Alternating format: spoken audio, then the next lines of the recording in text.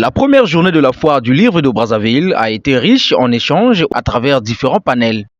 En présence des étudiants, écrivains et autres personnalités, le professeur Patient Bokiba, spécialiste en littérature africaine, a centré sur le thème « Regard sur la littérature congolaise ». Un instant de partage au cours duquel l'exposant a retracé la genèse de la littérature congolaise et a projeté son avenir. Un échange qui n'a pas été du goût de la jeunesse qui pensait retrouver des thèmes liés à l'actualité tels que l'environnement. Ils peuvent nous parler de l'environnement parce qu'en tant que jeunes, on est censé préserver l'environnement. En tant que jeunes, on est censé lutter pour le bien de l'environnement, lutter contre la pollution.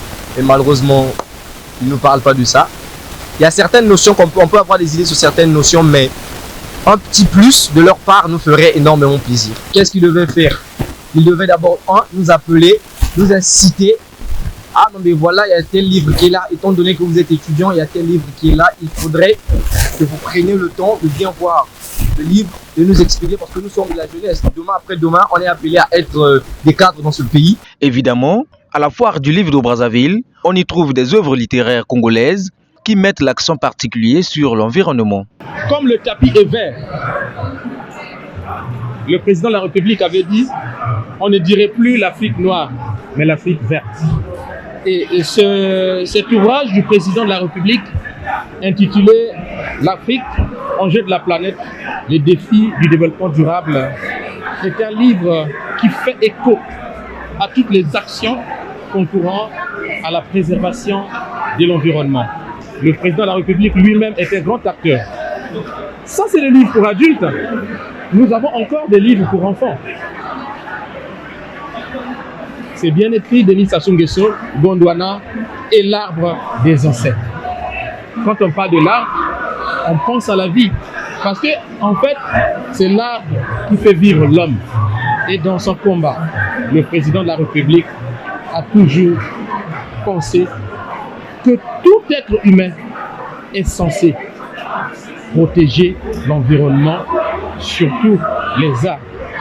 Aujourd'hui, nous parlons du déboisement accru à l'échelle internationale et la politique du président de la République, c'est de reboiser pour redorer le blason de la planète qui est en train de s'étioler au jour le jour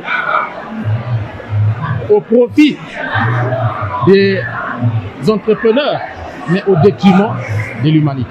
Au détriment de l'humanité, Amen Pika saisit donc cette occasion pour appeler des jeunes Congolais à la prise de conscience et une participation massive. L'organisation de cette foire du livre est un grand appel à la prise de conscience, surtout de la jeunesse, à comprendre que le savoir commence par le livre. Et je leur demande, parce que la foire commence aujourd'hui et s'étend jusqu'au 15.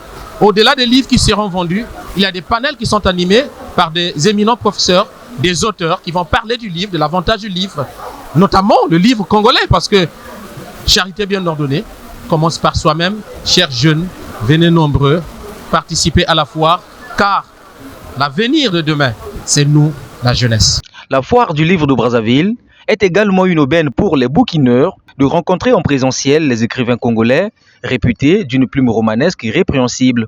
Des libraires et éditeurs ont par ailleurs su trouver des mots pour des suggestions d'ordre organisationnel. Aider, participer, financer tout ce qui est dans l'industrie du livre. Je crois qu'il faut élargir, pas seulement se cantonner à Brazzaville. Il faut voir aussi à l'intérieur. Nous sommes à Pointe-Noire, vous voyez, mais le travail que nous faisons, il y a des écrivains de Brazzaville qui viennent jusque chez nous, qui viennent éditer chez nous.